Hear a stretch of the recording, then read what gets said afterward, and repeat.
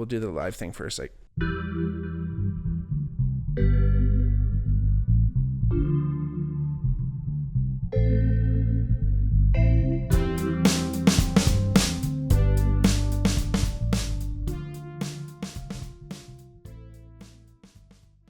Hey everybody, welcome back to the Bigmark podcast. It's me, your host, Bigmark. If it's your first time watching, welcome. If not, welcome back. Like I always say, if you ever want to reach out to the podcast for any reason, hit us up in the DMs, in the comments. If you're watching on YouTube, wherever I think you can do fucking Spotify comments now. But if you ever want to let us know if you want to hear about a topic or join us here on the show, I'd love to have you as a guest. And again, if you ever needed to get a hold of us for any reasons, hit us up there at the Bigmark Pod or at the Bigmark Podcast at our on our Twitter or Instagram. I don't know if I'm still fucking it up because I always talk about it, but like I think X and Twitter are the same thing now, or they are the same thing. It seems like people are just still calling it Twitter, so I'm just gonna keep doing that. But anyway, X. Yeah, you can hit us up there for any reason. Like I always say too, you know, I appreciate each and every one of you taking the time to be here. You know, it's the best way you can possibly support the podcast is by watching and listening. But if you did want to help us out a little bit more, make sure you like and share the videos and tell your friends to listen along too. And check out our Patreon, patreon.com/BigmarkPodcast. We got different tiers there you can check out. So again, thank you all for being here. Another super fun episode this week. We're gonna be talking about something that happened on this past weekend. Shout out Theo Vaughn. Kate and I hit up Dwayne Gretzky in the Hamilton Philharmonic at Hamilton Place, and it's kind of funny. You know, I actually looked back in the episodes because I was sure I did an episode on them already, but I could probably do an entire episode dedicated to Dwayne Gretzky. Now you might be going like, oh yeah, I know, the hockey player chap. No, not Wayne Gretzky, Dwayne Gretzky, which is a hilarious name, but they are a Canadian band. Actually, one of the two guys that are in Dwayne Gretzky, the two main fellows.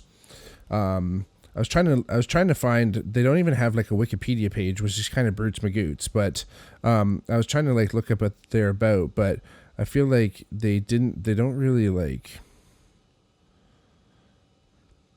I don't know, it's probably on their Insta would probably be maybe the best place to go check out. But again, it's kind of one of these things where it's like, this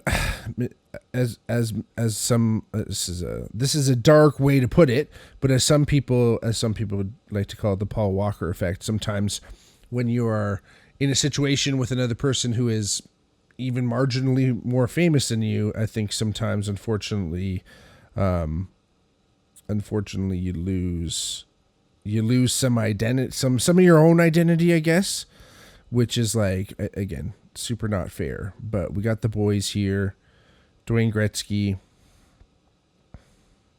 Anyway, I hope not meaning to derail things completely here, but I just want to see who's in the freaking video, boys. Talk to me. Anyway, I'm so sorry to the other person in Dwayne Gretzky, hilarious. But Tyler Kite is the one fellow who helped start Dwayne Gretzky. And if you don't recognize the name, you might recognize the kid. If you ever watched Popular Mechanics for Kids as a kid, you would have noticed obviously Jay Baruchel and Alicia Cuthbert, but Tyler Kite, he is another cat that was like the road correspondent, or he was the field correspondent. He was like out there, like, you know, going and talking to people, while Jay and Alicia kind of hosted it. And then they had like that old guy who would show you how to make like fucking non-Newtonian fluids and like how to soundproof your room and shit like that. But Tyler Kite was on Popular Mechanics for Kids, and then him and this other guy started Dwayne Gretzky. And basically it started as they would kind of go like town to town and get in contact with local musicians and be like, hey, we're going to be in this town on this night. Like, we have it booked. Like, we'll do some rehearsals. I'm assuming some of this. we'll do some rehearsals, and then we'll play the show. And they would do all covers. It's always been a cover band, and every time you'd see them be completely different because it'd be like a different lineup, of course, minus the two main dudes, but it was very much so this kind of act in itself, where depending on where and when you saw them, they had completely different lineups and different songs. And I remember seeing them 2 times in a week, and I saw them do, like, I don't know if it was they did like Big Shiny 90s or something, and then that was the week that Tom Petty died, and they basically, like, within the week were like, hey, do you guys want to do Tom Petty tribute? So they got together with a bunch of new artists, and it was a rotating band of guys. Like, they kind of had like almost a different lineup for each song, much like Reckless Harbor's Tom Petty tribute. You know, each kind of iteration would kind of move through, and that was at This Ain't Hollywood, R.I.P. to This Ain't Hollywood, one of Hamilton's better music venues that is no longer with us. But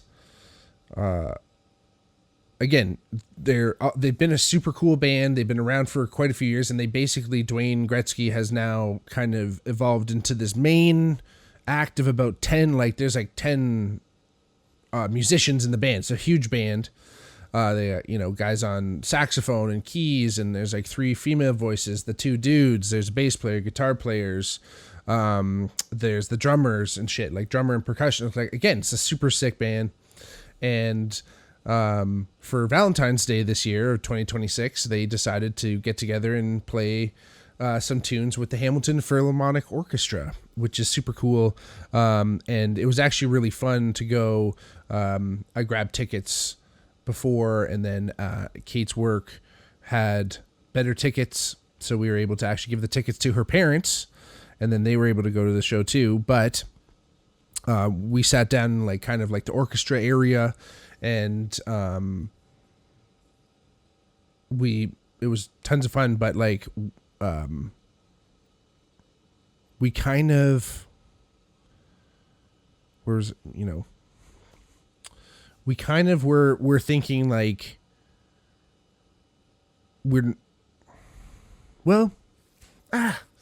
I don't know. I was kind of thinking about something else there, but no, it was one of those things where, no matter where you sat, it's Hamilton Place, which is super cool. It's going to be excellent. I mean, even if you're not like perfectly in the middle, even if you're up, the way, like, it's very nostalgic. Kate and I both grew up in Hamilton, but like going back to Hamilton Place, it's been a long time, seeing the building and seeing how cool everything was.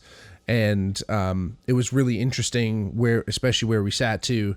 You kind of had a good look at the crowd, and it was like kind of this interesting mix of definitely people who are like, whatever, season ticket holders, whatever they call them, for the Hamilton Philharmonic, and then a bunch of like Dwayne Gretzky fans. So it was like really fun to see kind of this halfway through. And it's funny, the crowd was a little bit like sheepish at the beginning. The Philharmonic started everything off, so they were all set up. And then you could see the band's instruments were set up, kind of more for stage. And they started playing this like kind of cool like Beatles medley kind of thing. It was like super fun, super upbeat. It was just like this nice little intro of all these different Beatles songs, and it was kind of cool because obviously there was like a little bit of an introduction and everything when it came to the Philharmonic. And I mean, it's like 140 years the Hamilton Philharmonic Orchestra has been playing. So, it says, I'm just reading their little bio here. For 140 years, the Hamilton Philharmonic Orchestra has presented orchestral music and education programs with a mission to enrich the well-being of the greater Hamilton region. The HPO presents dynamic orchestral performances ranging from standard classical repertoire to popular music and world premieres by living composers. As one of Canada's leading professional orchestras, HPO has proudly contributed to the shaping of Hamilton's cultural landscape. And that's so true, because I remember going to see them as a kid and then being like, and here's the violins. And they'd be like, and then here's the horns, and like they'd like go through the orchestra, and then your teacher would be like, what the fuck is this instrument, all that fun stuff. But it was really nice because the conductor, whose name is Lucas Walden, actually arranged some of the music, and he actually was a co-conductor, or was sorry, he was the actual conductor that orchestrated the music for Carly Rae Jepsen, the Bare Naked Ladies, Ben Folds, and more. So he's kind of down with the sickness, if you know what I mean. He's down with the cool kids too. So it was really nice to see them do this. And, you know, again, he kind of arranged this little Beatles medley thing, and then it really seamlessly incorporated the band, because after he did that, he turned around, did his little spiel, and also was like, it's a sing-along. So like you could tell the crowd was just a good listening crowd, but it took a little bit for everyone to warm up and start singing along with the songs. At once Tyler from Dwayne started saying like, come on, sing along. But they brought the band out, and the drummer like sat in front of the conductor, in front of Lucas. And so the conductor was conducting the drummer, and essentially that kind of kept the band in check, because it was super seamless. It didn't seem like anybody got out of sync. You know, they were playing, obviously, like I said, Beatles songs, Queen songs, Billy Joel, Carole King, Journey. You know, they did a Toni Braxton song. They did a Wicked. Oh my God, I can't remember her name, but this one of their singers is so great. They did an amazing Tina Turner song. You Make Me Feel Like a Natural Woman. Did that one, was sick. Kate was crying during that. It was tremendous.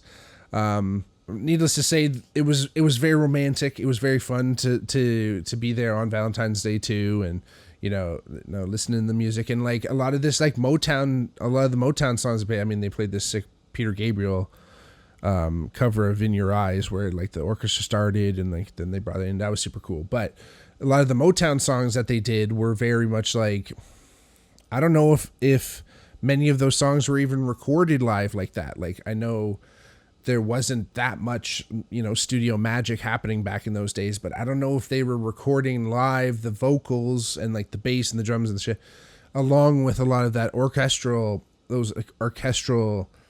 add-ins or whatever, the arrangements that were all part of those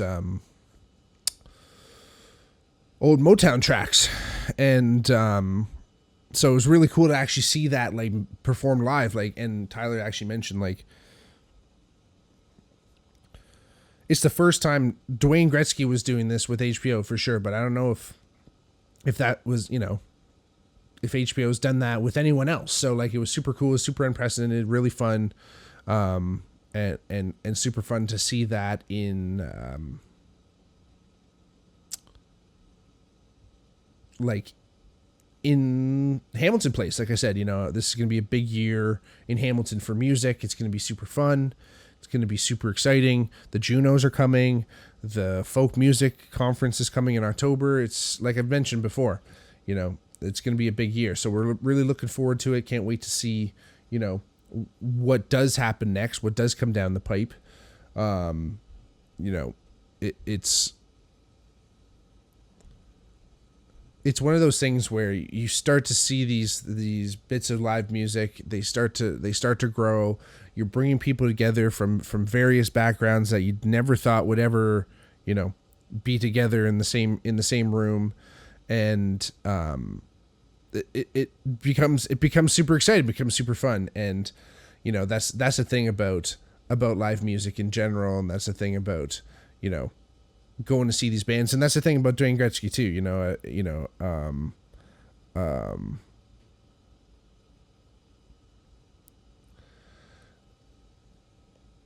know, there's all these different things where it comes down to,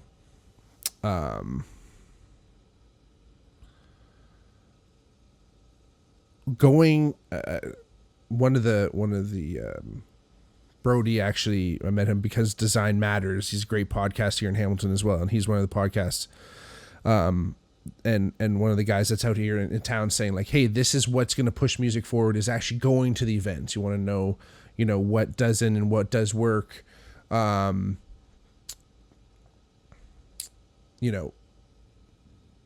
You have to go to the shows. If you're not going to the shows, that's not what's going to make the scene go forward. And it doesn't matter where it is, whether it is the orchestra or whatever, going to see these shows is super great and super fun. So get out there, go see some live music, have some fun. And keep on rocking the free world, and do.